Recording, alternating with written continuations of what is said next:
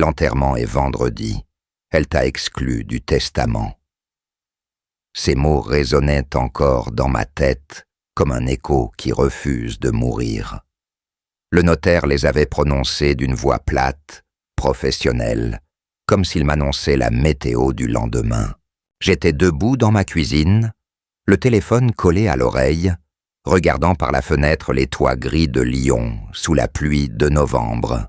Le monde continuait de tourner. Les voitures passaient dans la rue en contrebas.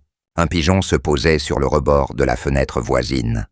Et moi, j'apprenais que mon père était mort et que sa veuve m'avait effacé de sa vie comme on efface une erreur sur un tableau noir. Mais moi, j'ai souri. Pas un sourire de joie, non. Ce que les Français appellent d'un rire jaune. Cette grimace amère qui monte aux lèvres quand on sait quelque chose que les autres ignorent.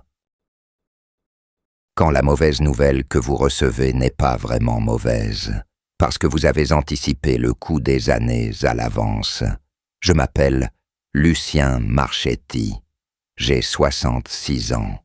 Mes mains portent les cicatrices de 40 années passées à travailler le bois, à transformer des planches brutes en meubles qui traverseront les générations. Je suis ébéniste. Ou plutôt, je l'étais. Le genre d'artisan qui disparaît peu à peu, remplacé par des usines chinoises et des meubles en kit qu'on assemble avec une clé Allen. Mes mains connaissent la différence entre le chêne et le noyer, rien qu'au toucher. Elles savent comment caresser le fil du bois pour trouver la bonne direction de coupe. Elles ont taillé des milliers de tenons et de mortaises, ajusté des centaines de tiroirs, poli des surfaces jusqu'à ce qu'elles brillent comme des miroirs. Ces mains-là, mon père me les a données, pas au sens génétique, non, au sens de la transmission. Quand j'avais 6 ans, il m'a mis un petit rabot entre les doigts et m'a montré comment l'incliner pour obtenir un copeau fin comme du papier. Quand j'en avais 12, je savais déjà assembler un tabouret sans utiliser une seule vis. À 18 ans, j'avais fabriqué ma première armoire, celle qui trône encore dans le couloir de la maison familiale. Maintenant, je vis seul, dans un petit appartement à Lyon, au 3e étage d'un immeuble qui craque quand le vent souffle trop fort. L'escalier est étroit, les murs sont fissurés, la peinture s'écaille près de la fenêtre de la cuisine. Mais il y a assez de place pour mon établi, mes outils et les quelques commandes que j'accepte encore de temps en temps. Des restaurations, surtout. Des gens qui ont hérité d'un meuble ancien et qui veulent lui redonner vie. Des gens qui comprennent encore la valeur du travail manuel, de la patience, du temps. Je n'ai pas vu mon père depuis 8 ans, 8 longues années de silence, imposé, de coups de téléphone espacés, de nouvelles qui arrivaient par des tiers comme des rumeurs de guerre lointaines.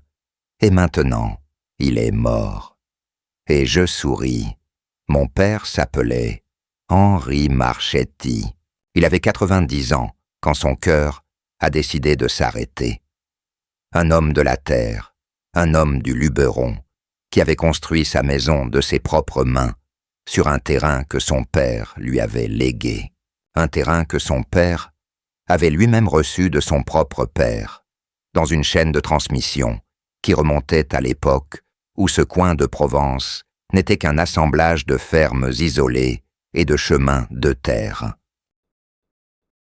Cette maison en pierre, avec ses volets bleus et sa terrasse ombragée par un vieux platane, c'était plus qu'un bâtiment. C'était notre histoire. C'était le sang de notre famille coulé dans le mortier, la sueur de nos ancêtres cristallisée dans chaque pierre.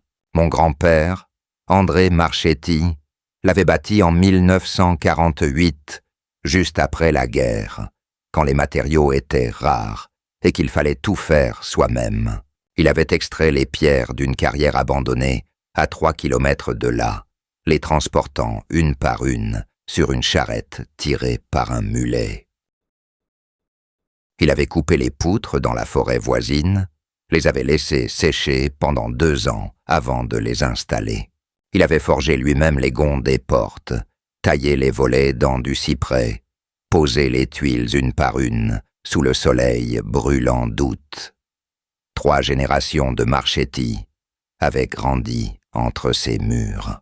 Mon grand-père y avait installé son atelier de menuiserie dans le sous-sol, là où la fraîcheur naturelle de la pierre gardait le bois à l'abri des variations de température. Mon père y avait appris son métier, reproduisant les gestes de son père comme je reproduirai plus tard les siens.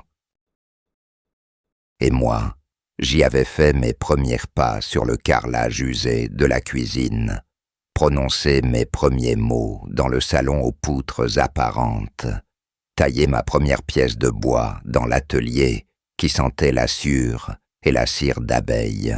Chaque recoin de cette maison portait une histoire. La marque au couteau sur le chambranle de la porte de ma chambre, où mon père mesurait ma taille chaque année jusqu'à mes 18 ans. La tache de vin sur la grande table de la salle à manger. Souvenir d'un réveillon où mon grand-père avait un peu trop célébré. Les initiales gravées dans la pierre du linteau de la cheminée. Amos et monsieur et madame, André et Marie, mes grands-parents, qui s'étaient mariés dans l'église du village en 1932. Puis Béatrice est arrivée. Ma mère est morte quand j'avais 52 ans.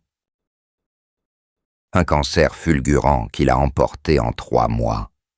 Elle qui n'avait jamais été malade de sa vie, qui marchait 5 kilomètres chaque matin jusqu'à ses 75 ans, qui disait que les médecins étaient bons pour les fainéants.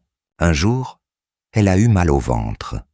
3 mois plus tard, elle était dans un cercueil. Je me souviens de son dernier regard. Elle était dans son lit, à l'hôpital d'Apt, amaigrie de 20 kilos, la peau grise, les yeux enfoncés dans leurs orbites.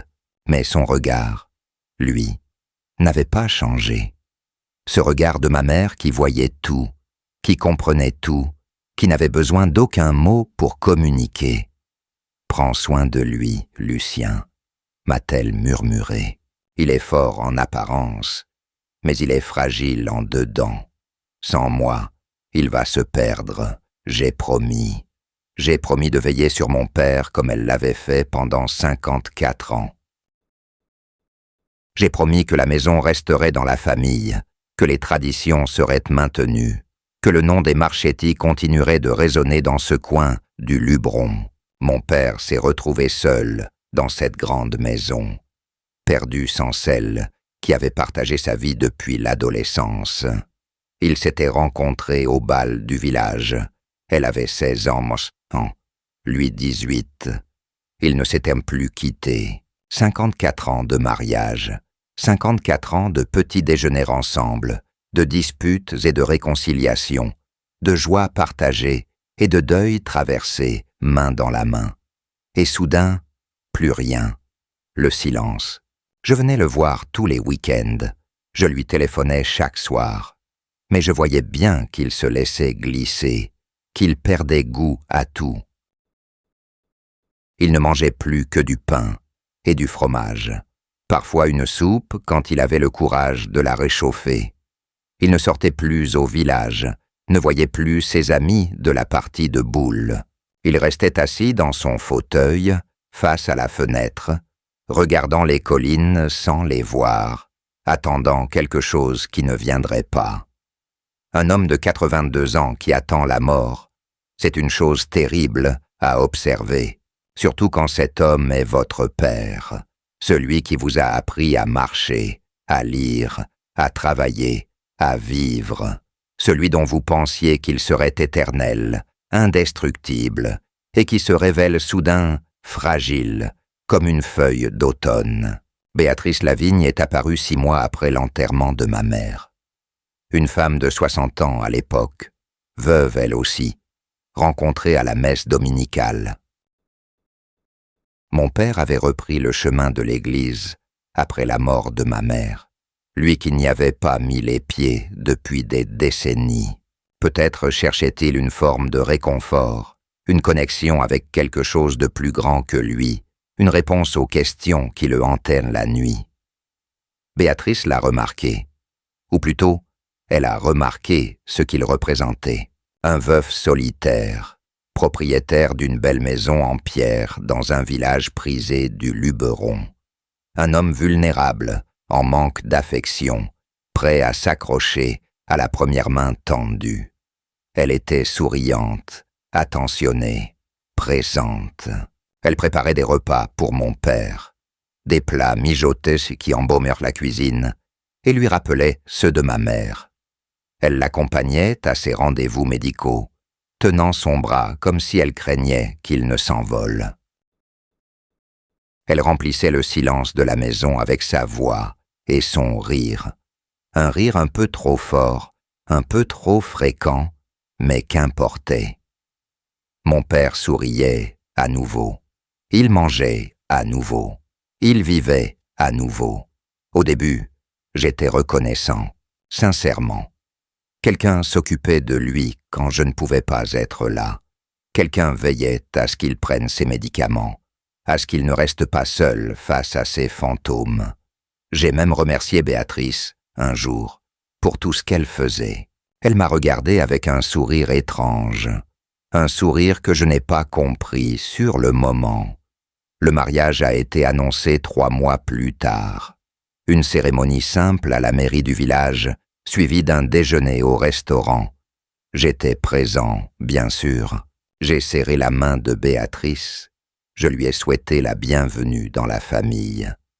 Mais quelque chose dans ses yeux, ce jour-là, m'a mis mal à l'aise. Un éclat de satisfaction qui allait au-delà du bonheur conjugal. Le regard d'une femme qui vient de gagner une partie dont personne d'autre ne connaissait les règles. Les premiers signes sont apparus rapidement. Des changements subtils d'abord. La chambre de ma mère, celle où elle gardait ses souvenirs, transformée en dressing pour Béatrice. Les meubles que j'avais fabriqués pour mes parents, remplacés par des pièces modernes achetées dans des magasins de chaîne. L'atelier de mon grand-père dans le sous-sol, fermé à clé, parce que ça sentait la sciure et que ça donnait des allergies à madame. Puis les visites sont devenues compliquées. Béatrice trouvait toujours une raison pour que je ne puisse pas venir tel ou tel week-end. Mon père était fatigué, disait-elle. Il avait besoin de repos. Ou alors, ils avaient des projets, une sortie, un rendez-vous médical qui ne pouvait pas être déplacé. Des amis venaient déjeuner, des gens que je ne connaissais pas, des couples que Béatrice avait rencontrés dans ses activités associatives. Les excuses s'accumulaient comme des feuilles mortes, et peu à peu, je me suis retrouvé à l'extérieur de ma propre histoire familiale. Je me souviens d'un dimanche particulièrement douloureux. J'avais fait 3 heures de route depuis Lyon pour une visite surprise. J'avais apporté du vin, un Saint-Julien que mon père adorait, et une boîte de chocolat de chez le meilleur artisan de la ville. J'étais heureux, excité à l'idée de voir mon père, de m'asseoir avec lui dans le jardin, de parler de tout et de rien comme nous le faisions avant. Béatrice m'a ouvert la porte avec un sourire glacé. « Lucien, quelle surprise! Ton père dort. » Il a eu une nuit difficile. Ce n'est vraiment pas le moment. J'ai insisté. J'ai dit que j'attendrais qu'il se réveille, que je pouvais l'aider, que j'étais venu de loin. Elle a secoué la tête avec cette expression de patience exagérée qu'elle réservait aux idiots et aux importuns. « Écoute, Lucien, je comprends que tu veuilles le voir, mais ce n'est pas bon pour lui. Chaque fois que tu viens, il est perturbé pendant des jours. Il parle de ta mère, il pleure, il refuse de manger. Je suis celle qui doit gérer tout ça après ton départ. Alors s'il te plaît, appelle avant de venir, on s'organisera mieux. » J'ai posé le vin et les chocolats sur le seuil, et je suis reparti sans un mot. Dans ma voiture, j'ai pleuré. Pas de chagrin, non, de rage. une rage impuissante qui me brûlait la poitrine et qui ne pouvait aller nulle part. Quelques semaines plus tard, j'ai appelé pour organiser une visite. Béatrice m'a dit que ce week-end-là ne convenait pas, le suivant non plus, ni celui d'après. Toujours des excuses, toujours des reports, toujours des promesses vagues. On verra plus tard. On t'appellera. Ton père t'embrasse. Je me demandais parfois si c'était vraiment lui qui m'embrassait, ou si elle inventait ces messages pour me tenir tranquille. Un jour, environ 1 an après le mariage, mon père m'a appelé d'une voix étrange. Pas triste, pas malade, conspirateur. Viens me voir mardi, a-t-il dit. Seul. Ne dis rien à Béatrice. Dis que tu as un chantier dans le coin. J'ai obéi sans poser de questions. Ce mardi-là, je me suis garé devant l'étude de Maître Duval, un notaire de Cavaillon que je ne connaissais pas. Mon père m'attendait à l'intérieur, assis dans un fauteuil en cuir usé, les mains croisées sur sa canne. « Assieds-toi, fiston, m'a-t-il dit. On a des choses importantes à régler. » Le notaire nous a expliqué la procédure, un démembrement de propriété. Je ne connaissais pas ce terme à l'époque. En termes simples, mon père allait séparer la propriété de la maison en 2 parties distinctes. La nue propriété, c'est-à-dire la possession légale du bien, me serait transmise immédiatement. L'usufruit, c'est-à-dire le droit d'habiter et d'utiliser le bien, resterait à mon père jusqu'à sa mort. Je ne comprenais pas pourquoi il faisait ça. Pourquoi maintenant? Pourquoi en secret? Mon père a dû lire la confusion sur mon visage.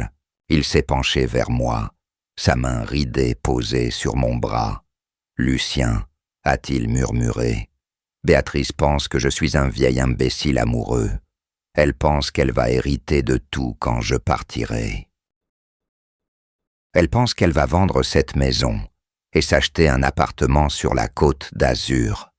Elle me l'a dit, tu sais. Un soir, quand elle pensait que je dormais, elle parlait au téléphone avec sa sœur. Elle disait que ça ne serait plus très long maintenant. Ma gorge s'est serrée.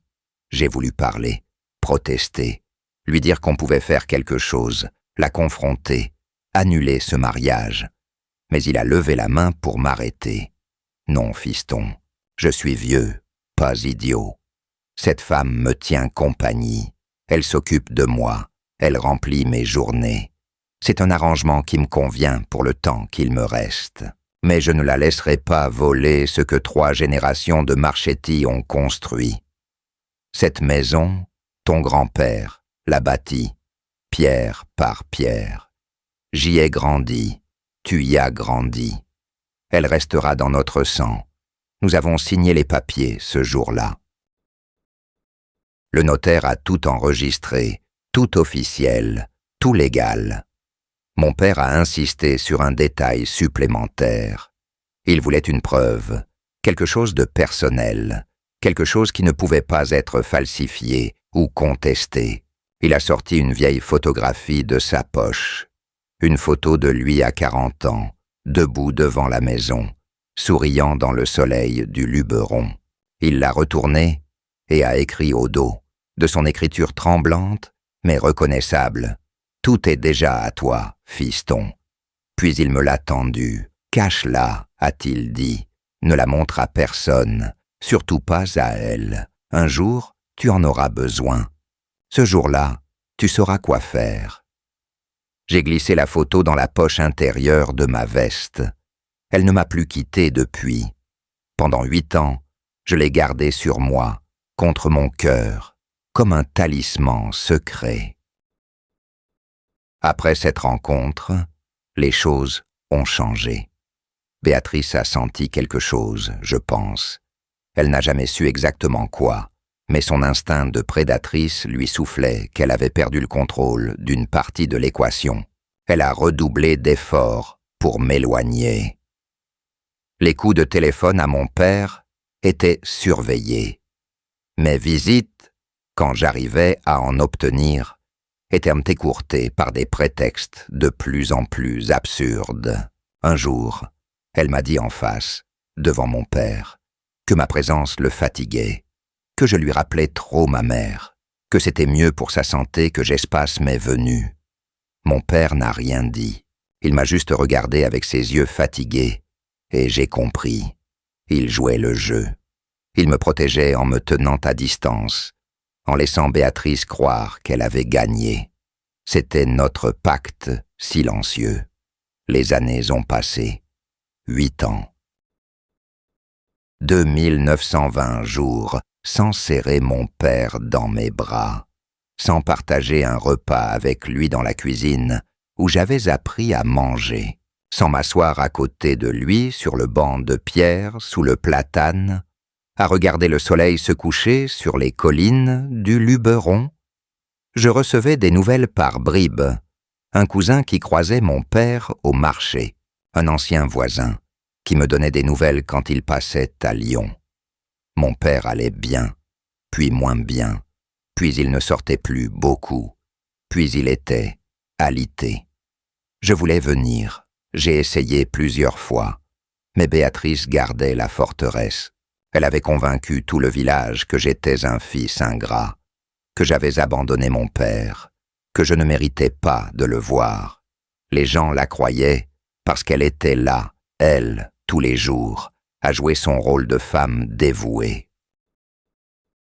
Et puis, le coup de téléphone est arrivé. Pas de Béatrice, non. Elle ne m'aurait jamais appelé directement. Du notaire. Un certain maître Bonnard, que je ne connaissais pas. Pas le même que maître Duval, celui qui avait enregistré le démembrement. Monsieur Marchetti, votre père est décédé hier soir dans son sommeil. L'enterrement est prévu vendredi. Je dois vous informer que selon le testament déposé à mon étude, vous avez été exclu de la succession. Madame Béatrice Marchetti est l'unique héritière désignée. J'ai remercié le notaire poliment, machinalement. J'ai raccroché. Je me suis approché de la fenêtre de mon appartement et j'ai regardé la pluie tomber sur Lyon. Puis, j'ai souri. Ce sourire, ce rire jaune, c'était pour Béatrice, pour sa victoire qu'elle croyait totale, pour son triomphe qu'elle allait bientôt découvrir être une illusion. Avez-vous déjà reçu une mauvaise nouvelle et ressenti l'envie de sourire? Non pas parce que vous êtes cruel, mais parce que vous savez quelque chose que les autres ignorent. C'est un sentiment étrange, presque vertigineux, comme tenir un secret qui pèse des tonnes et qui pourtant vous rend plus léger. J'ai sorti la photographie de mon portefeuille. Après 8 ans, elle était un peu usée sur les bords, les couleurs légèrement passées, mais l'écriture au dos était toujours lisible. Tout est déjà à toi, fiston. Mon père avait tenu parole. Maintenant, c'était à moi de tenir la mienne. Le vendredi est arrivé avec un ciel gris de novembre. J'ai pris ma vieille Peugeot et j'ai roulé vers le Luberon, vers ce village que je n'avais pas revu depuis si longtemps. Les paysages familiers défilaient derrière la vitre et chaque kilomètre ramenait des souvenirs. La boulangerie où ma mère achetait le pain, le café où mon père jouait aux cartes avec ses amis, l'école primaire où j'avais appris à lire. L'église était pleine quand je suis arrivé.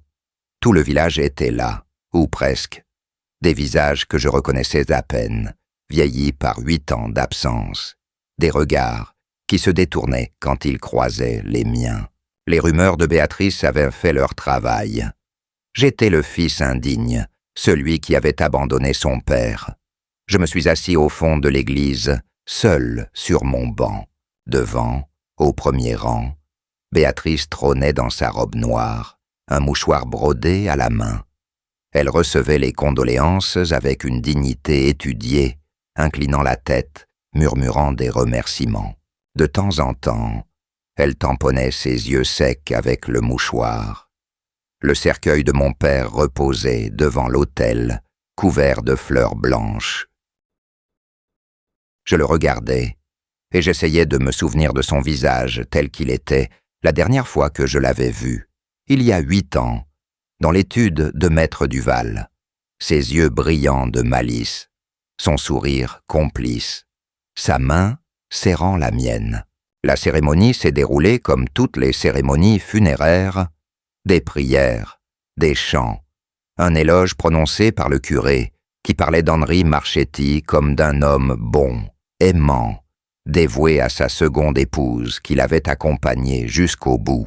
Pas un mot sur moi, pas une mention de son fils unique, comme si je n'existais pas. Après la messe, le cortège s'est dirigé vers le cimetière.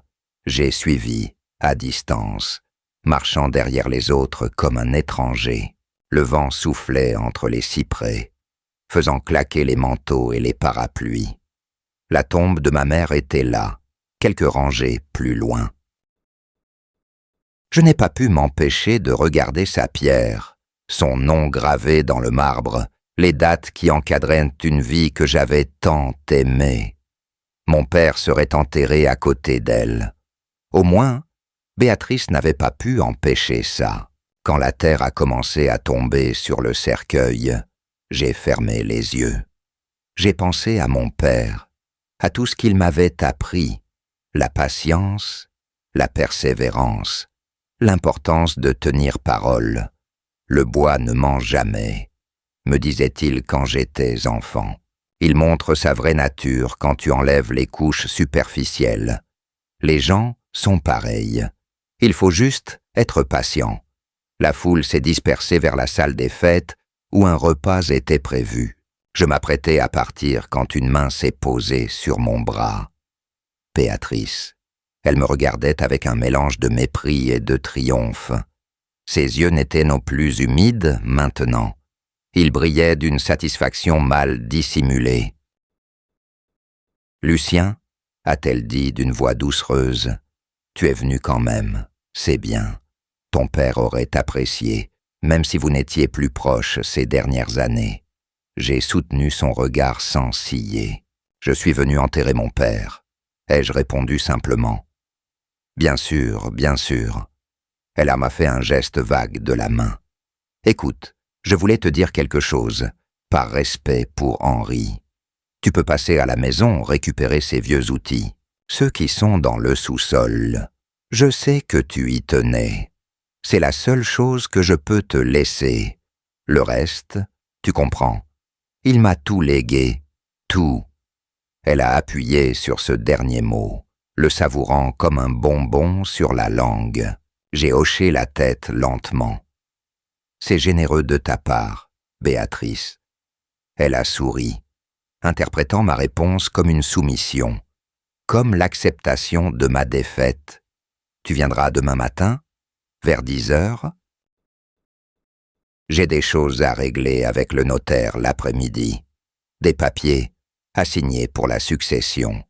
Tu sais ce que c'est. Non, je ne savais pas.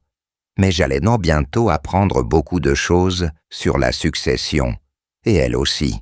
Je suis parti sans assister au repas. J'ai roulé jusqu'à un petit hôtel à quelques kilomètres du village, un endroit discret où personne ne me connaissait. Dans ma chambre, assis sur le lit étroit, j'ai sorti la photographie de ma poche et je l'ai posée sur la table de nuit. Demain, ai-je murmuré à l'image de mon père. Demain, tout commence. Le lendemain matin, je me suis présenté à la maison familiale à 10 heures précises. Béatrice m'a ouvert la porte avec un sourire commercial, celui qu'elle réservait aux occasions où elle devait jouer la comédie. Entre, entre. Le café est prêt. La maison avait changé. Oh, les murs étaient les mêmes, les poutres au plafond, la cheminée en pierre que mon grand-père avait construite. Mais l'âme avait disparu.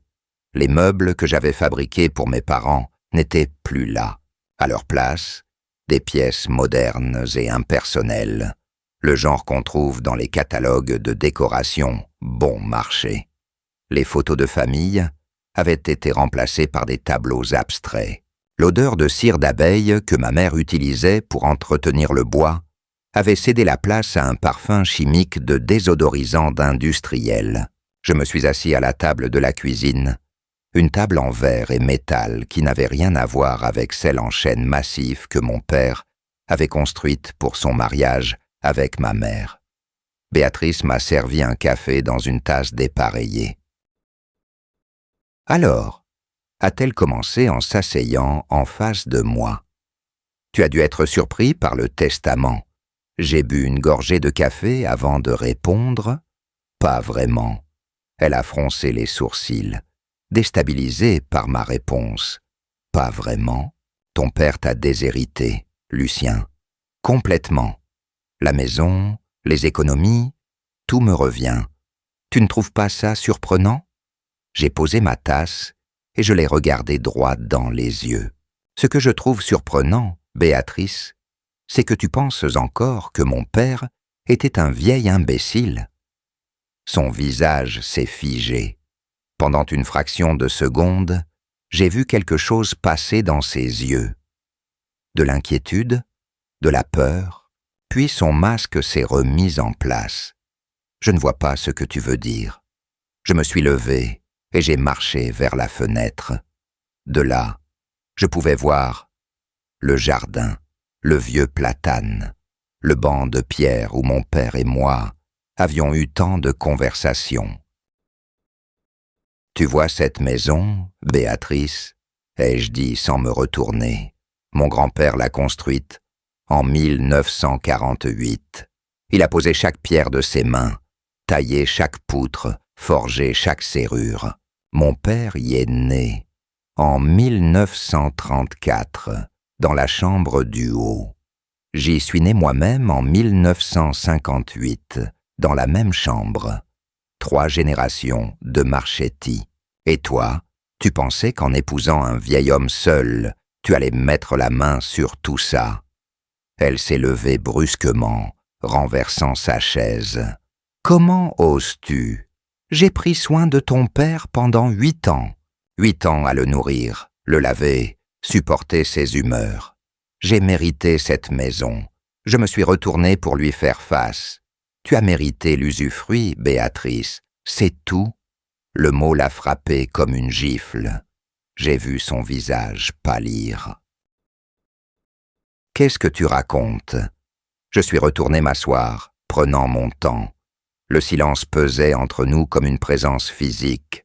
Il y a 8 ans, ai-je commencé d'une voix calme. Mon père m'a fait venir chez un notaire, pas Maître Bonnard, celui que tu as choisi pour rédiger son testament. Un autre, Maître Duval, à Cavaillon. Ce jour-là, nous avons procédé à un démembrement de propriété. Les mots tombaient comme des pierres dans l'eau. Mon père m'a transmis la nue propriété de cette maison, la possession légale, définitive, irrévocable. Lui, il a gardé l'usufruit jusqu'à sa mort. Sais-tu ce que ça signifie, Béatrice? Elle ne répondait pas. Elle restait debout, figée, les poings serrés le long de son corps.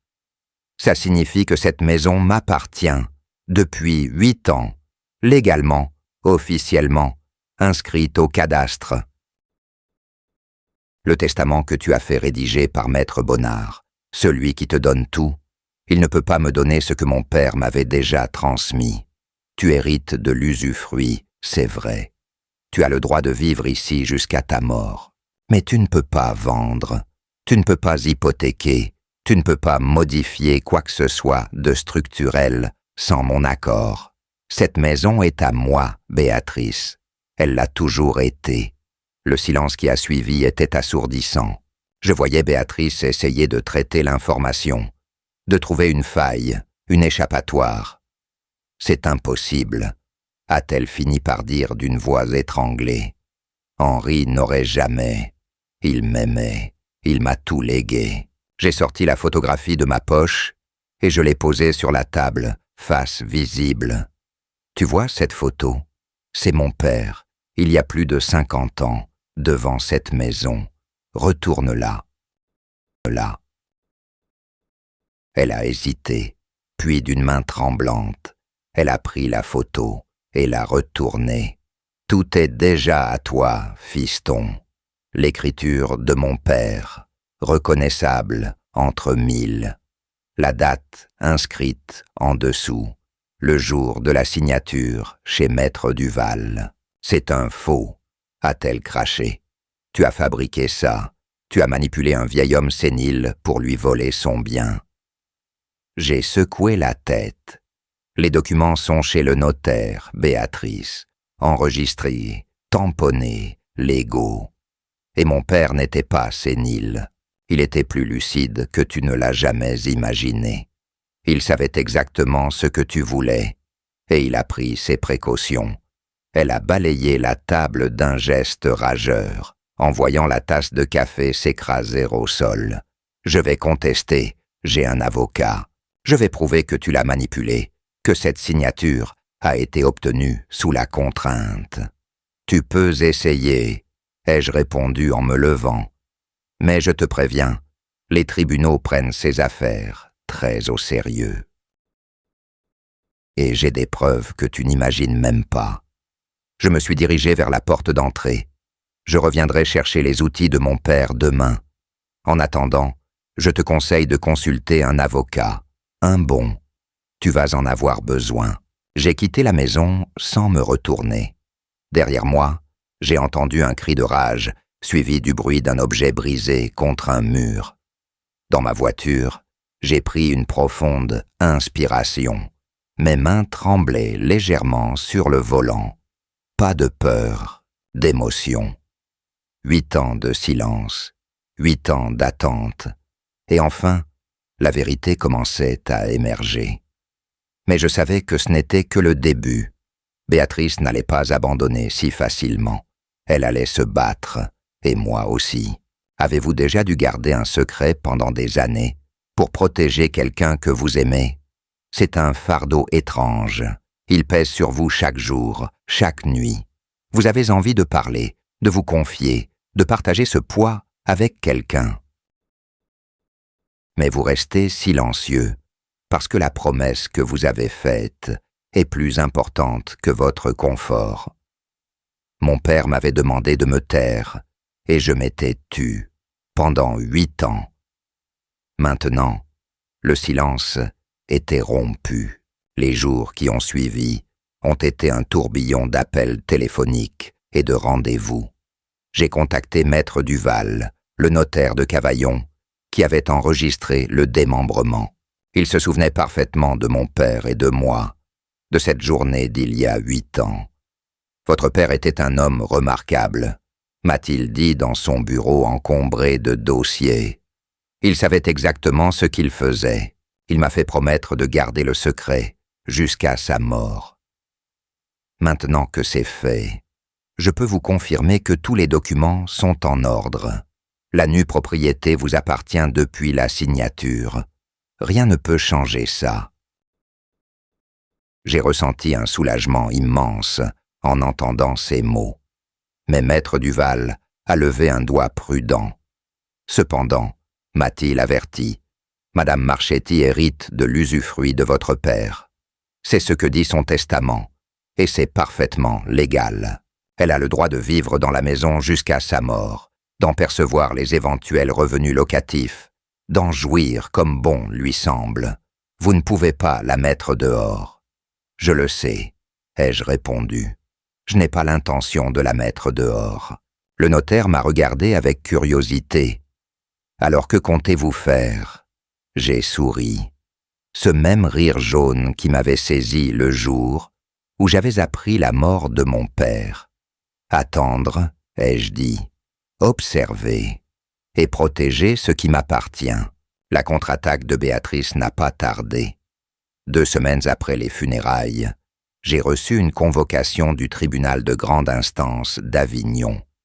Béatrice contestait le démembrement de propriété. Son avocat, un certain maître Lefebvre, arguait que mon père n'était pas en état de comprendre ce qu'il signait au moment de la transaction.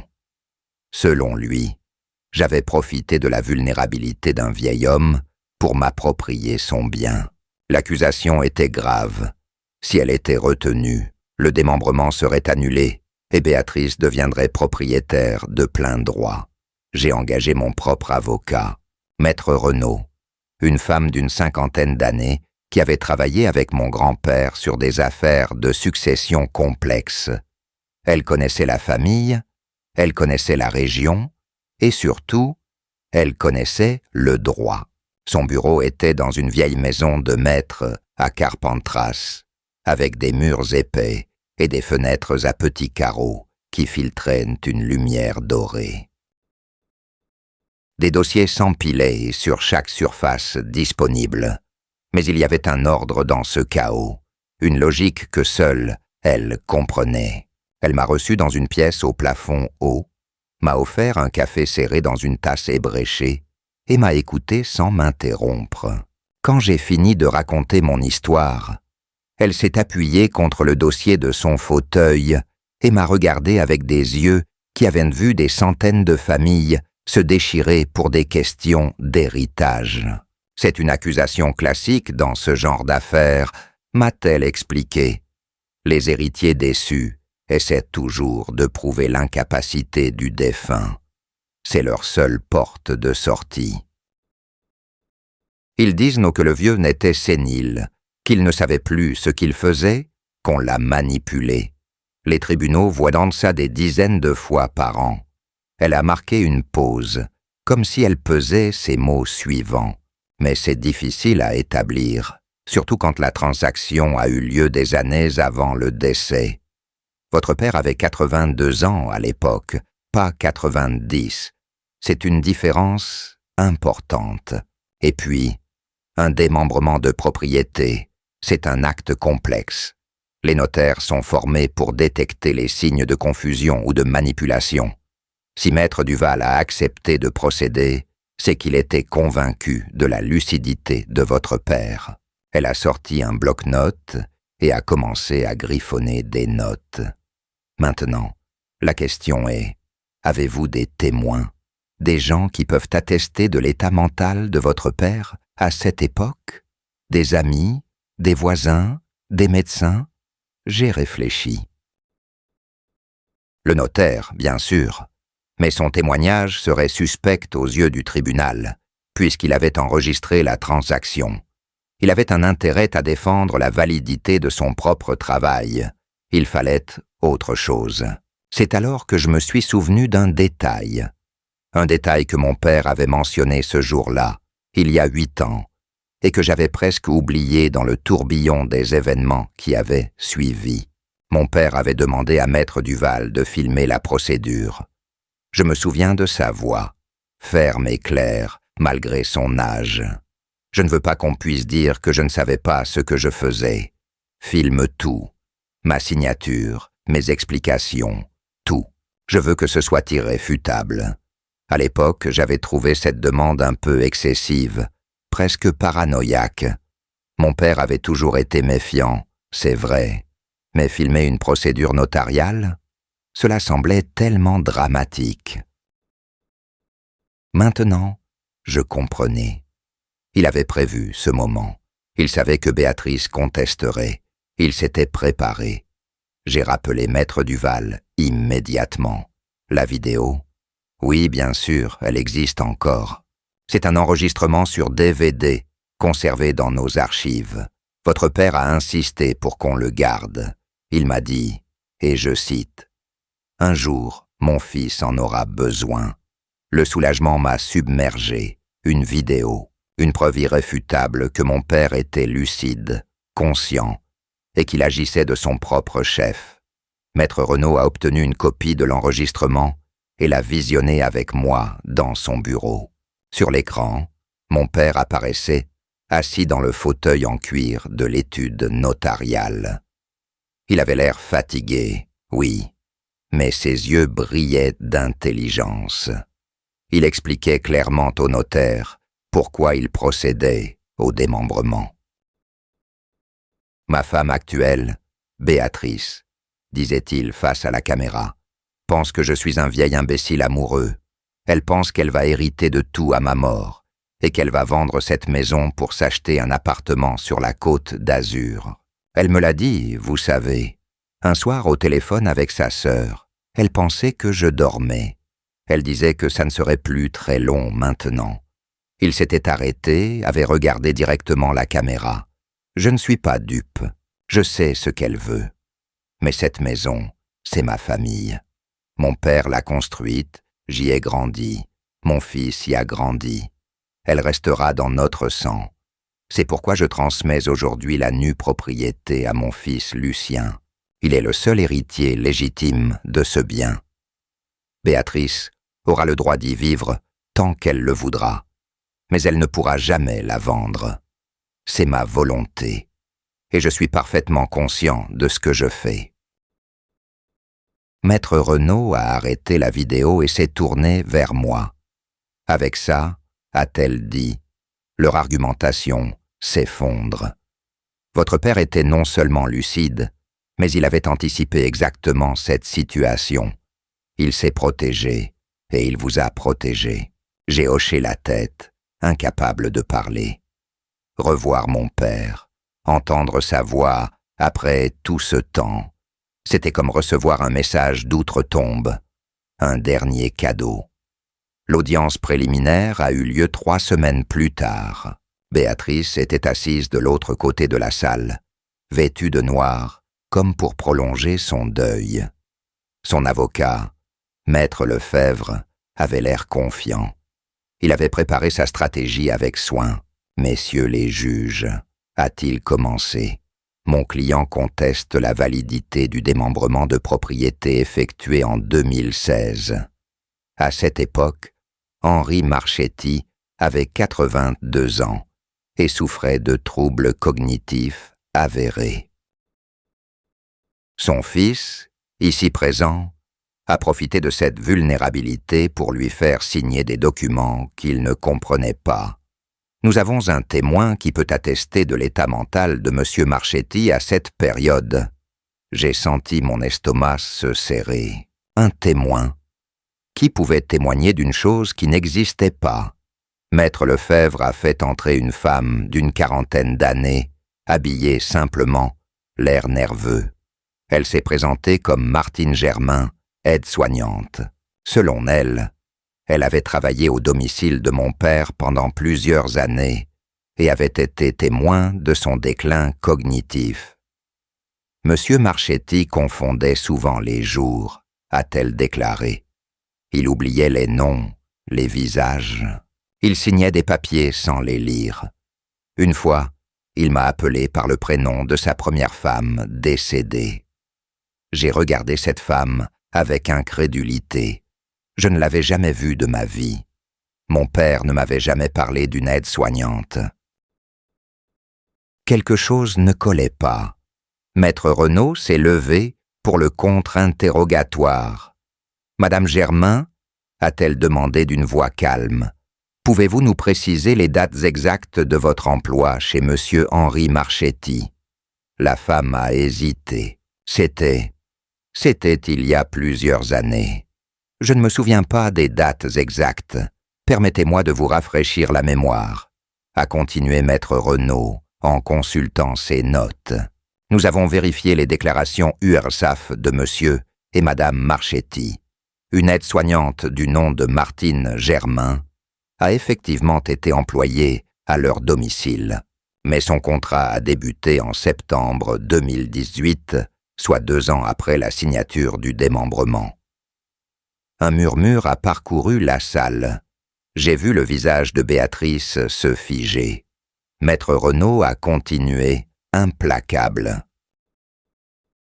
Autrement dit, Madame Germain, vous n'étiez pas présente au moment de la transaction que vous prétendez invalide. Vous ne pouvez pas témoigner de l'état mental de Monsieur Marchetti en 2016, puisque vous ne le connaissiez pas encore.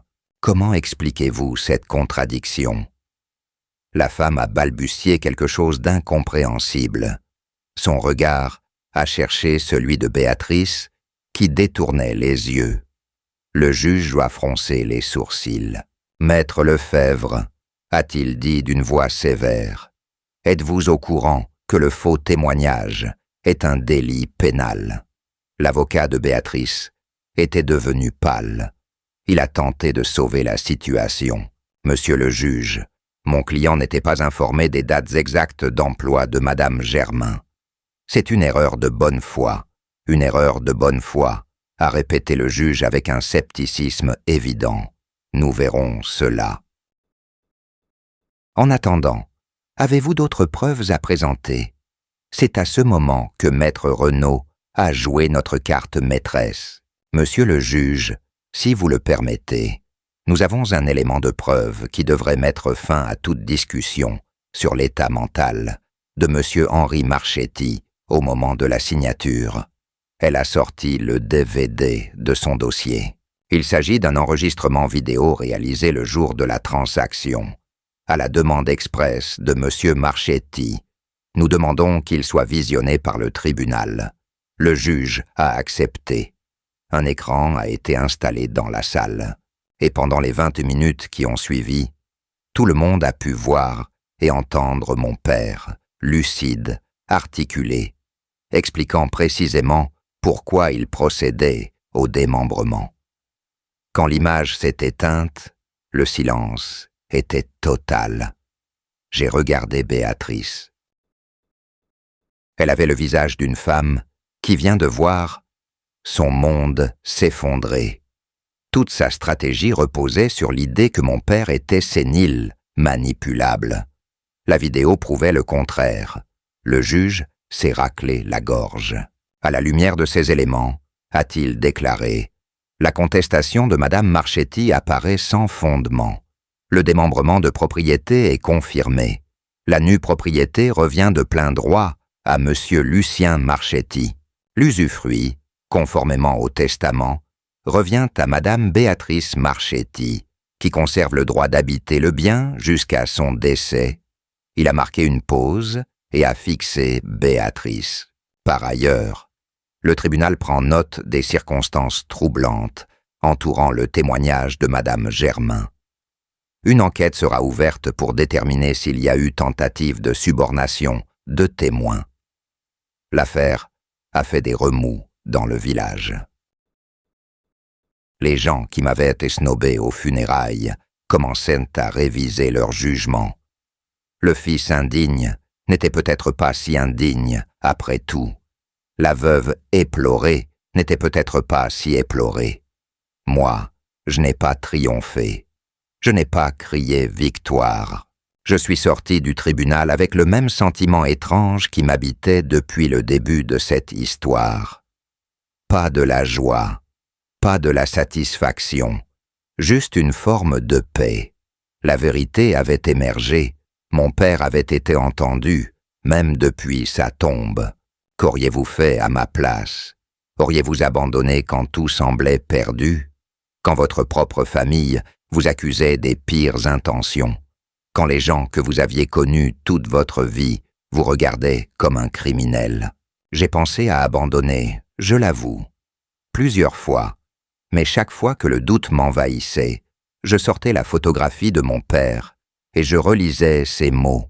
« Tout est déjà à toi, fiston. » Il avait cru en moi, je devais croire en lui. Après le jugement, j'ai pris quelques jours pour réfléchir. La situation était claire maintenant, du moins sur le plan légal. La maison m'appartenait. Béatrice avait le droit d'y vivre, mais elle ne pouvait rien faire d'autre.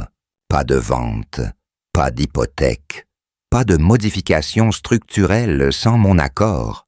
J'aurais pu en rester là, laisser le temps faire son œuvre, attendre que Béatrice finisse sa vie dans cette maison qu'elle avait tant convoitée, puis en reprendre possession à sa mort. C'était la solution simple, la solution légale, la solution que tout le monde attendait. Mais quelque chose en moi refusait cette passivité. Mon père avait passé 8 ans à jouer un jeu subtil, à faire croire à Béatrice qu'elle avait gagné tout, en préparant silencieusement sa défaite. Je voulais lui rendre hommage à ma façon.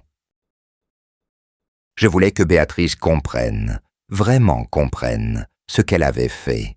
Pas par vengeance, par justice. J'ai attendu 1 mois après le jugement. le temps que la poussière retombe, que les langues cessent de s'agiter au village, que Béatrice se réinstalle dans sa vie quotidienne. Puis, j'ai chargé ma camionnette avec mes outils et j'ai pris la route du Luberon. J'ai fait ça tôt, un matin de décembre. Le soleil se levait à peine sur les collines quand je me suis garé devant la maison familiale. Le vieux platane avait perdu ses feuilles, ses branches nues, se découpant contre le ciel pâle. La couronne de Noël que Béatrice avait accrochée à la porte semblait presque ironique. J'ai sorti mes outils, des marteaux, des clous, des planches de bois épais que j'avais préparées dans mon atelier de Lyon. Du bois de récupération, des chutes de chantier, rien de précieux, juste de quoi faire le travail. Béatrice est sortie quand elle a entendu le bruit de ma camionnette. « Qu'est-ce que tu fais là ?» a-t-elle demandé, enroulée dans une robe de chambre en soie. « Je prends soin de ma propriété », ai-je répondu en soulevant une planche. Elle m'a regardé avec méfiance. « Qu'est-ce que tu vas faire avec ces planches ?» Je n'ai pas répondu. Je suis entré dans la maison, mes outils à la main. Béatrice m'a suivi, alternant entre protestation et menaces. « Tu n'as pas le droit, c'est chez moi, je vais appeler la police. » J'ai posé mes planches contre le mur du salon et je me suis tourné vers elle. « Tu as l'usufruit, Béatrice, le droit d'utiliser cette maison, mais moi, je suis le propriétaire. Et en tant que propriétaire, j'ai le droit, et même le devoir, de protéger mon bien contre toute dégradation potentielle. C'est ce que dit la loi. Tu peux vérifier avec ton avocat. » Elle a ouvert la bouche pour répondre, mais aucun son n'est sorti. J'ai commencé par le salon, celui que ma mère avait décoré avec tant d'amour, celui où nous passions les soirées d'hiver devant la cheminée, à écouter les crépitements du feu et les histoires que mon père racontait, celui où j'avais appris à lire, assis sur le tapis usé, un livre d'images sur les genoux pendant que ma mère tricotait dans son fauteuil. Béatrice l'avait transformé en showroom impersonnel, avec ses meubles de catalogue et ses tableaux abstraits qui ne voulaient rien dire. J'ai pris mes mesures, méthodiquement, comme je le faisais pour n'importe quel travail d'ébénisterie.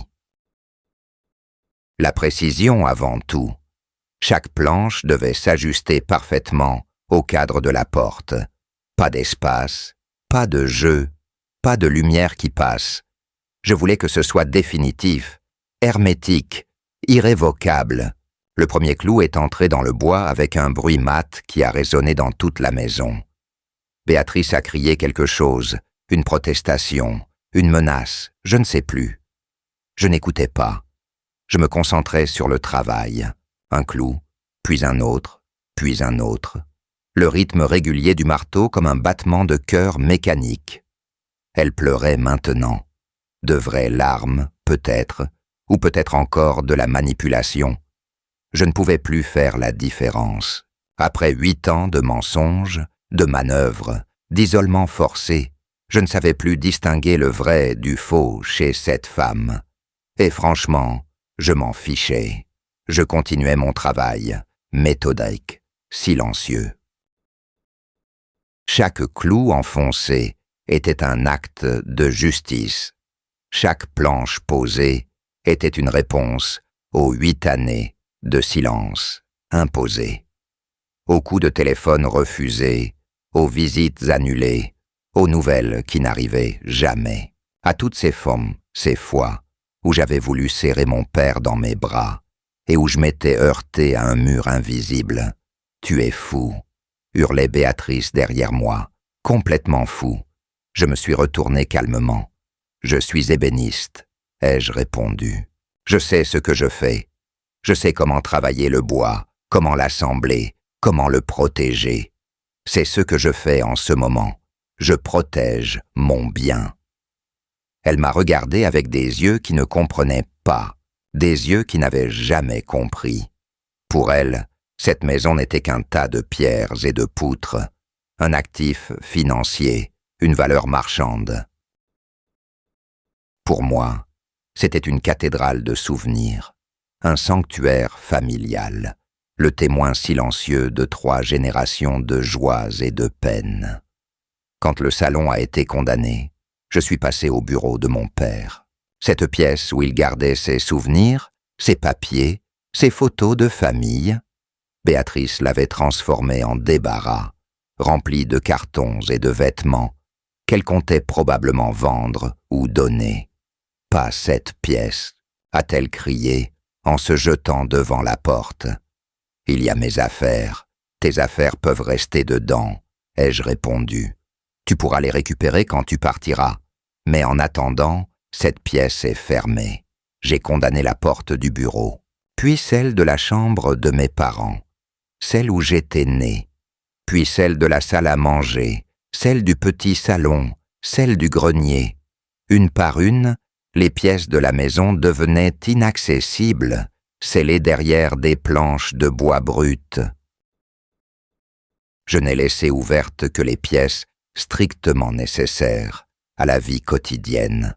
La cuisine, parce que la loi l'exige, la chambre de Béatrice, parce qu'elle avait besoin d'un endroit pour dormir, la salle de bain, parce que c'était une nécessité élémentaire, et le couloir qui reliait ces 3 espaces, le reste de la maison, toutes ces pièces que mon grand-père avait construites, que mon père avait entretenues, que ma mère avait décorées, étaient désormais fermées, inaccessibles, en attente. Le travail m'a pris toute la journée. Quand le soleil s'est couché, la maison était méconnaissable. De l'extérieur, rien n'avait changé. Les mêmes murs de pierre, les mêmes volets bleus, le même platane dans le jardin. Mais à l'intérieur, c'était devenu un labyrinthe de portes condamnées, un espace réduit à sa plus simple expression. Béatrice était assise dans la cuisine, le visage ravagé par les larmes et la rage. Elle ne criait plus, elle me regardait avec une haine pure, concentrée, silencieuse. J'ai rangé mes outils et je me suis arrêté devant elle une dernière fois. « Tu peux vivre ici aussi longtemps que tu le voudras », ai-je dit. « C'est ton droit légal et je le respecte, mais cette maison n'est pas la tienne. Elle ne l'a jamais été. Elle appartient aux Marchetti depuis 3 générations. Et elle leur appartiendra pour toujours. » Elle n'a pas répondu. Ses yeux me lançaient des éclairs, mais sa bouche restait close. Je suis sorti de la maison et j'ai marché jusqu'au sous-sol, l'atelier de mon grand-père, la seule pièce que j'avais laissée intacte, mais que j'avais équipée d'une nouvelle serrure, une serrure dont j'avais la seule clé. J'ai ouvert la porte et je suis entré. L'odeur de sueur m'a enveloppé comme une couverture familière. Les outils de mon grand-père étaient toujours là, accrochés au mur, rangés sur l'établi, les rabots, les scies, les ciseaux à bois. Certains n'avaient plus de 100 ans. Tous étaient parfaitement entretenus, leurs lames encore affûtées. Je me suis assis sur le vieux tabouret où mon grand-père m'apprenait à travailler le bois quand j'étais enfant. J'ai sorti la photographie de mon père et je l'ai posée sur l'établi, contre un bocal de clous. « C'est fait, papa », ai-je murmuré. J'ai tenu ma promesse. Le silence de l'atelier était différent du silence glacial qui régnait maintenant dans le reste de la maison. C'était un silence paisible, habité par les fantômes bienveillants de ceux qui m'avaient précédé. J'ai pris un morceau de bois qui traînait sur l'établi, un bout de noyer, probablement un reste de quelques projets abandonnés. J'ai attrapé le vieux rabot de mon grand-père et j'ai commencé à travailler le bois, laissant les copeaux s'accumuler sur le sol. Le bois ne ment jamais. Il montre sa vraie nature quand tu enlèves les couches superficielles. Les gens sont pareils. Mon père avait raison. Il avait toujours eu raison. Les semaines qui ont suivi ont été étrangement paisibles. Béatrice n'a pas rappelé son avocat. Elle n'a pas tenté de contester mes actions. Elle s'est simplement installée dans son espace réduit, vivant entre la cuisine, la chambre et la salle de bain, comme une prisonnière dans une forteresse dont elle ne possédait pas les clés. Je suis retourné à Lyon, reprenant ma vie quotidienne. Mais quelque chose avait changé. Le poids que je portais depuis 8 ans, ce secret, cette attente, ce silence imposé, tout cela s'était évaporé. À sa place, il y avait une forme de sérénité que je n'avais pas connue depuis longtemps. Je recevais parfois des nouvelles du village par mon cousin Marcel. Béatrice ne sortait plus beaucoup. Elle n'allait plus à la messe, n'assistait plus aux événements locaux. Les gens disaient qu'elle avait vieilli de 10 ans en quelques mois, qu'on l'entendait parfois parler toute seule dans sa cuisine, s'adressant à des murs qui ne répondaient pas. Je n'éprouvais pas de satisfaction à entendre ces choses, pas de joie maligne, pas de triomphe mesquin, juste une sorte de mélancolie. Béatrice avait choisi son chemin. Elle avait épousé mon père pour son patrimoine, pas pour lui. Elle avait passé 8 ans à comploter, à manipuler, à m'éloigner de ma propre famille. Et maintenant, elle vivait avec les conséquences de ses choix. Un jour, environ 6 mois après que j'avais condamné les pièces de la maison, j'ai reçu un appel inattendu. C'était Béatrice. Sa voix était différente, plus faible, plus hésitante. Elle ne ressemblait plus à la femme arrogante qui m'avait annoncé mon exclusion du testament avec tant de satisfaction. « Lucien, a-t-elle dit, il faut qu'on parle. » Je suis resté silencieux, attendant qu'elle continue. « Je sais que tu me détestes. Je sais ce que j'ai fait. Mais vivre comme ça, dans ces 3 pièces, avec le reste de la maison fermée autour de moi comme un cercueil, je ne peux plus. C'est trop dur. » J'ai réfléchi un moment avant de répondre. « Qu'est-ce que tu veux, Béatrice ? Je veux partir. Quitter cette maison. Mais je n'ai nulle part où aller. L'usufruit ne me rapporte rien si je n'habite pas ici. Je n'ai pas d'économie. Henri, ton père, il gérait tout. » Je ne savais même pas que les comptes étaient en presque vide quand il est mort. Cette révélation m'a surpris. J'avais toujours cru que Béatrice était une femme calculatrice, cupide, qui avait épousé mon père pour s'enrichir. Et maintenant, elle me disait qu'il n'y avait pas d'argent. « Les soins médicaux », a-t-elle continué d'une voix brisée, « l'aide soignante, les médicaments. Les dernières années ont coûté une fortune. Henri a tout dépensé. Il ne restait que la maison. C'est pour ça que je voulais la vendre. Pas pour m'acheter un appartement sur la Côte d'Azur, pour survivre. Je ne savais pas quoi dire. Cette femme que j'avais appris à détester, cette manipulatrice que mon père m'avait décrite, apparaissait soudain, sous un jour différent, plus pathétique que malveillante, plus désespérée que calculatrice. Qu'est-ce que tu attends de moi ? Ai-je fini par demander. Je ne sais pas. Rien, peut-être. Je voulais juste que tu saches, que tu comprennes. Elle a raccroché sans rien ajouter. Cette nuit-là, je n'ai pas dormi. Je pensais à mon père, à ses mots dans la vidéo. Elle pense qu'elle va vendre cette maison et s'acheter un appartement sur la Côte d'Azur. C'était ce qu'il croyait. C'était ce qu'il m'avait dit.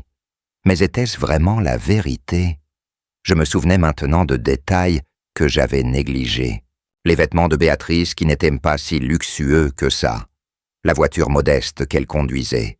L'absence de bijoux coûteux, de vacances extravagantes, de signes extérieurs de richesse. Peut-être que mon père s'était trompé. Peut-être qu'il avait vu de la malveillance là où il n'y avait que de la peur et de la solitude. Ou peut-être que Béatrice mentait encore, manipulant mes émotions comme elle avait manipulé celles de mon père. Je ne savais plus quoi penser. Le lendemain, j'ai appelé Maître Renaud pour lui raconter cette conversation. « C'est possible », a-t-elle admis.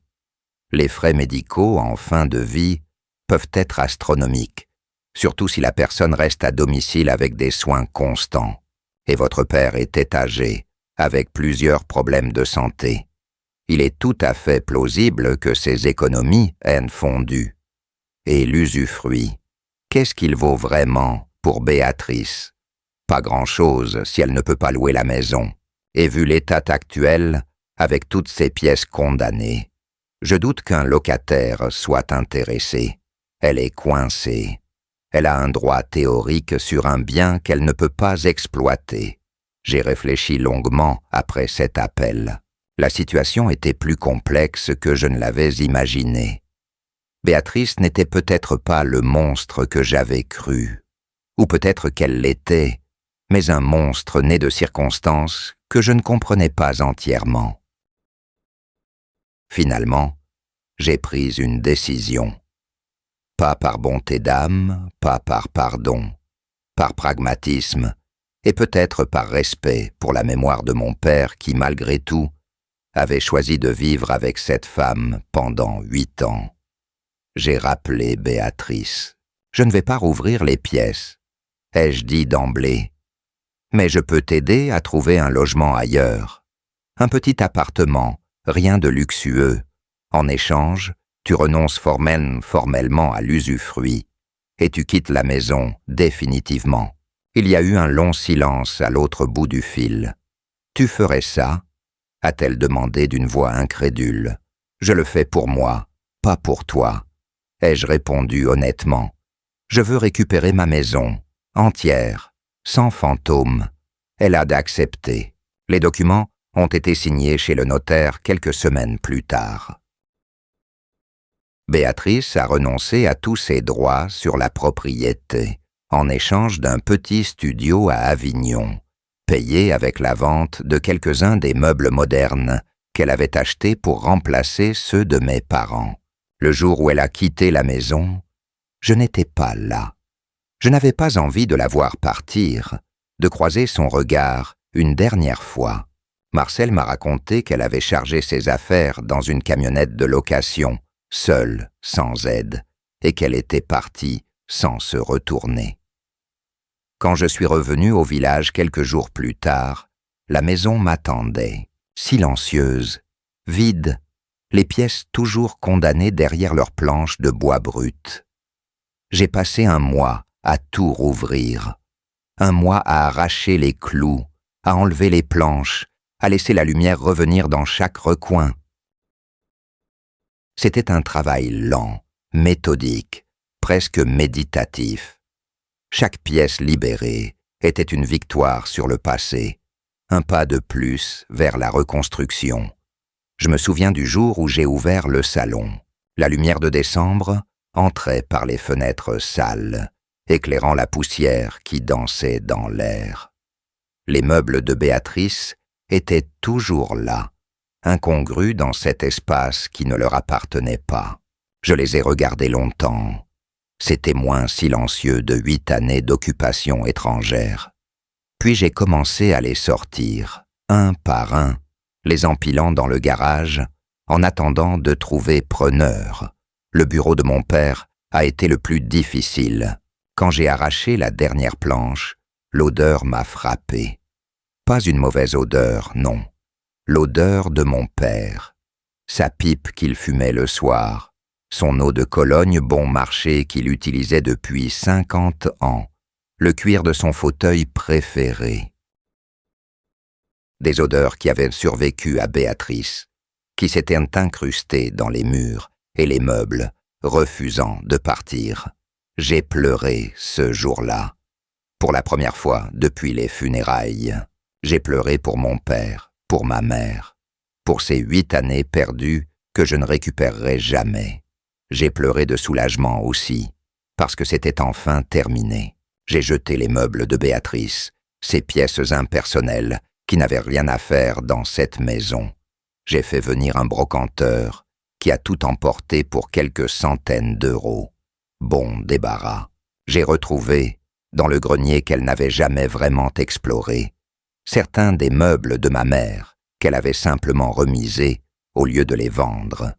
La vieille commode en merisier que j'avais fabriquée pour leur anniversaire de mariage. Le fauteuil à bascule où mon père lisait son journal chaque soir après le dîner. La table de nuit avec les initiales de mes parents gravées dans le bois, H et M entrelacés dans un cœur maladroit que j'avais sculpté quand j'avais 12 ans. Chaque meuble retrouvé était un petit miracle. J'avais cru ces pièces perdues, à jamais, vendues ou données sans mon consentement. Et elles étaient là, sous la poussière et les toiles d'araignée, attendant patiemment leur retour. J'ai passé des journées entières à les restaurer, à les nettoyer, à les cirer, à réparer les petits dommages causés par des années de négligence. C'était comme soigner des blessures, comme panser des plaies invisibles. Chaque coup de chiffon, chaque couche de cire était un acte d'amour envers ceux qui n'étaient plus là. J'ai tout remis en place, ou presque. La maison ne serait jamais exactement comme avant. Trop de temps avait passé, trop de choses avaient changé. Certains meubles avaient disparu pour de bon, vendus par Béatrice ou perdus dans le chaos de ces 8 années. Mais l'essentiel était là. L'âme de la maison avait survécu. Elle était redevenue une maison Marchetti. Ma maison. L'atelier de mon grand-père est redevenu le cœur de ma vie. J'y passe mes journées maintenant, à travailler le bois comme je le faisais avant, comme mon père le faisait, comme son père avant lui. Je fabrique des meubles sur commande pour des gens qui apprécient encore le travail artisanal, la beauté du bois massif, la patience de l'ébénisterie traditionnelle. La photographie de mon père est toujours sur l'établi, contre le bocal de clous. Parfois, quand je lève les yeux de mon travail, je croise son regard figé dans le temps et je lui souris. « Tu avais raison, papa », je lui dis parfois à voix haute. Le bois ne ment jamais. L'autre jour, un jeune homme est venu me voir. Il avait entendu parler de moi par un ami d'un ami, comme ça se passe dans les petits villages. Il voulait apprendre l'ébénisterie, comprendre le métier, toucher le bois de ses propres mains. Je l'ai regardé. Il avait peut-être 25 ans, les yeux brillants, les mains encore intactes de ceux qui n'ont jamais travaillé la matière. Il me rappelait moi-même, il y a 40 ans, quand mon grand-père m'avait mis un rabot entre les mains pour la première fois. Le bois, c'est patient, lui ai-je dit en lui tendant une planche de chêne brute. Ça ne se presse pas, ça ne triche pas. Tu enlèves les couches une par une, tu révèles ce qui était caché en dessous. Parfois c'est beau, parfois c'est décevant, mais c'est toujours vrai. Il m'a écouté avec attention, hochant la tête comme si je lui révélais un secret ancien. C'est pareil avec les gens, j'ai ajouté. Il faut juste être patient. Cette nuit-là, assis sur le banc de pierre sous le vieux platane, j'ai regardé les étoiles au-dessus du Luberon, le même ciel que mon grand-père avait contemplé en 1948, quand il posait les dernières pierres de cette maison, le même ciel que mon père avait regardé pendant 90 années de vie dans ce village, le même que je contemplerai jusqu'à mon dernier souffle, si Dieu le veut. La nuit était froide, mais je ne voulais pas rentrer. Pas encore. J'avais besoin de ce moment de solitude, de communion silencieuse avec ceux qui m'avaient précédé. Le platane bruissait doucement dans la brise nocturne, ses branches nues, se découpant contre le ciel étoilé, comme des bras tendus vers l'infini. Quelque part dans le village, un chien aboyait. Une voiture passait sur la route départementale, ses phares balayant brièvement la façade de la maison, avant de disparaître dans la nuit. Je pensais à tout ce qui s'était passé, à Béatrice, quelque part dans son studio d'Avignon, seule avec ses regrets et ses souvenirs d'une victoire qui n'en avait jamais été une. Qu'était-elle en train de faire en ce moment même? Regardait-elle la télévision dans son petit salon? Préparait-elle un repas solitaire dans sa kitchenette? Pensait-elle parfois à cette maison qu'elle avait cru posséder, à cet héritage qui lui avait filé entre les doigts comme du sable? Je ne ressentais pas de satisfaction à ces pensées, pas de joie maligne, pas de triomphe mesquin, juste une forme de mélancolie, de tristesse pour ce qui aurait pu être et n'avait pas été. Si Béatrice avait été différente, si elle avait vraiment aimé mon père pour lui-même et non pour ce qu'il possédait, les choses auraient pu se passer autrement. Nous aurions pu être une famille, tous ensemble, partageant les dernières années de mon père, au lieu de nous les disputer.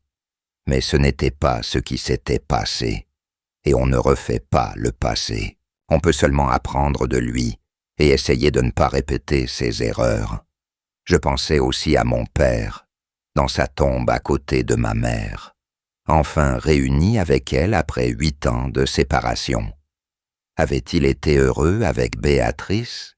Vraiment heureux, je veux dire, pas juste moins seul. Je ne le saurais jamais. Il avait gardé ses sentiments pour lui, comme il l'avait toujours fait. Un homme de sa génération ne parlait pas de ces choses-là. Il agissait, il protégeait, il transmettait. Les mots, c'était pour les autres. Et moi, Lucien Marchetti, 66 ans, ébéniste comme mon père et mon grand-père, avant moi, assis sur ce banc de pierre, dans le froid de décembre. Qu'est-ce que j'avais appris de tout cela? J'avais appris que la patience est un outil, le plus important de tous. Mon père me l'avait dit quand j'avais 6 ans, la première fois qu'il m'avait mis un rabot entre les mains. Ne te presse pas, fiston, le bois ne se presse pas. Il a grandi pendant des décennies avant d'arriver dans ton atelier. Tu peux bien lui accorder quelques heures de plus? J'avais appliqué cette leçon à mon métier pendant 40 ans. Et maintenant, je l'avais appliquée à ma vie. 8 ans de patience. 8 ans d'attente silencieuse. Et à la fin, le temps avait joué en ma faveur. J'avais aussi appris que la vérité finit toujours par émerger. Pas toujours rapidement, pas toujours facilement, mais inévitablement. Les mensonges sont comme les couches de peinture sur un vieux meuble. Ils cachent le bois pendant un temps, mais ils finissent toujours par s'écailler. Et quand ils s'écaillent, la vraie nature du bois apparaît, belle ou laide, mais vraie. Et j'avais appris que la dignité ne se négocie pas. Mon père avait protégé la sienne en préparant ce démembrement en secret. J'avais protégé la mienne en refusant de me battre selon les règles de Béatrice. Nous avions tous les deux choisi la patience plutôt que la confrontation, la stratégie plutôt que l'émotion, et nous avions gagné. Pas une victoire spectaculaire, pas une revanche éclatante, mais quelque chose de plus précieux, la préservation de ce qui comptait vraiment. La justice n'est pas toujours spectaculaire. Elle n'arrive pas toujours avec des trompettes et des fanfares, des tribunaux bondés et des verdicts dramatiques.